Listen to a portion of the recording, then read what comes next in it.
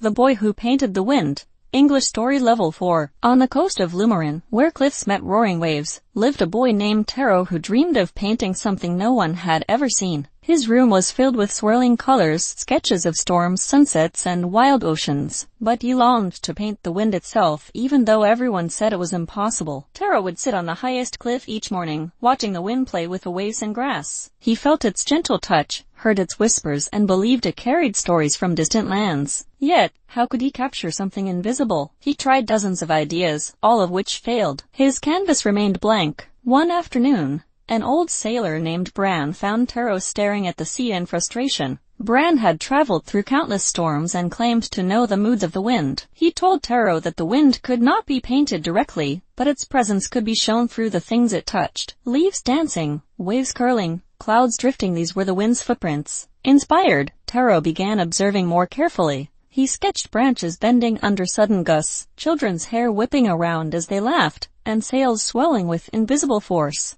His paintings became alive with movement, as if the wind were breathing through each brushstroke. His room slowly transformed into a gallery of motion, but something still felt incomplete. Taro wanted more than hints. He wanted people to feel the wind through his art. One stormy evening, he climbed the cliffs again, holding his canvas tightly. The wind howled fiercely, tugging at his clothes. Instead of shielding himself, he held the canvas toward the storm and let the wind guide his hand. Rain splattered, salt spray swept across the surface, and Taro painted wildly, letting the storm's energy move through him. Colors twisted and blended in unpredictable patterns.